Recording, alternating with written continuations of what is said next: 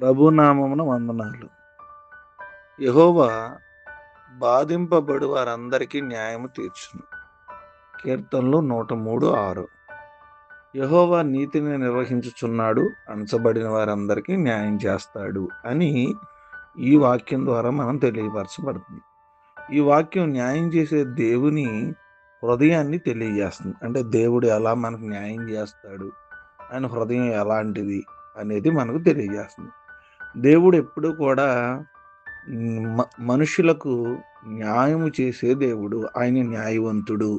ఆయన పేరే న్యాయాధిపతి అని దేవుని యొక్క వాక్యం మనకు సెలవిస్తుంది.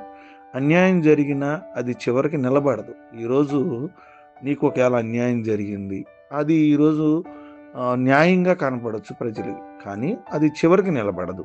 అణచబడిన వారిని ఆయన మరిచిపోడు. ఎవరైతే అణచబడిపోయారో, తగ్గిపోయారో, లోబడిపోయారో, లేకపోతే కృంగిపోయారో వారిని దేవుడు మర్చిపోడు. నీ బాధను చూసి దేవుడు ఒక రోజున నీకు న్యాయం చేస్తాడు. ఈరోజు మనకున్న వాగ్దానం, నాకెవరు లేరు, న్యాయం చేయలేకపోయారు, నేను నా పక్షాన్ని ఎవరు నిలబడలేదు అని మనం ఆలోచిస్తున్నప్పుడు ప్రభు చెబుతున్నాడు, నేను నీ పక్షాన నిలబడి నీకు న్యాయం చేస్తాను. నువ్వు పడినటువంటి బాధను బట్టి, అన్యాయంగా పడిన బాధను బట్టి, అన్యాయంగా పడుతున్న నిందల బట్టి, అన్యాయంగా పడుతున్న సమస్యలు బట్టి, అన్యాయంగా పడుతున్నటువంటి ఇబ్బందులు బట్టి దేవుడు నీకు న్యాయం చేస్తానండి. యెహోవా బాధింపబడిన వారికి న్యాయం చేస్తాడు.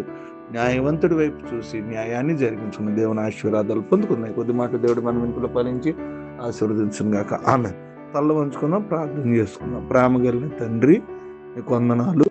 రాత్రంతా కాచారు, శ్రేష్టమైన దినాన్ని ఇచ్చారు. వేకుని లేచి మిమ్మల్ని ఆరాధించే ధన్యత, స్తుతించే ధన్యత, మహింపరిచే ధన్యత ఇచ్చినందుకు మీ స్తోత్రాలు.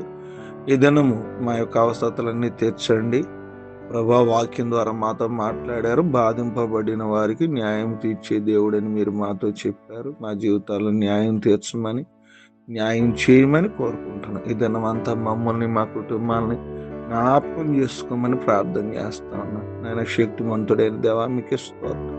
ఎవరికి అన్యాయం జరిగిందో, ఎవరు ఇబ్బంది పడుతున్నారో వాళ్ళందరూ కూడా జ్ఞాపకం చేసుకోండి. ఏదైనా వివాహ దినాలు, పుట్టినరోజులు, అనారోగ్యాలు, ఆర్థిక సమస్యలు, శరీర బలహీనతలు అన్నిటి నుంచి విడిపించమని కోరుకున్నాను. భయంకరమైన ఎండల ప్రభ, వీటిల్లో కూడా మీరు మాకు తోడుగుండి మీ అపారమైన కృప, కటాక్షము, మీ సన్నిధి, మీ సహాయము, మీ దేవుని దయచేయమని ప్రార్థన చేస్తుంది. జనమంతా మమ్మల్ని కాచి కాపాడి సంరక్షించి మీ అపారమైన కృపలో జ్ఞాపకం చేసుకుంటారని, మీ ఆశీర్వాదంతో మమ్మల్ని ప్రార్థన చేస్తున్నాము, నడిచినాము తండ్రి. ఆమేన్.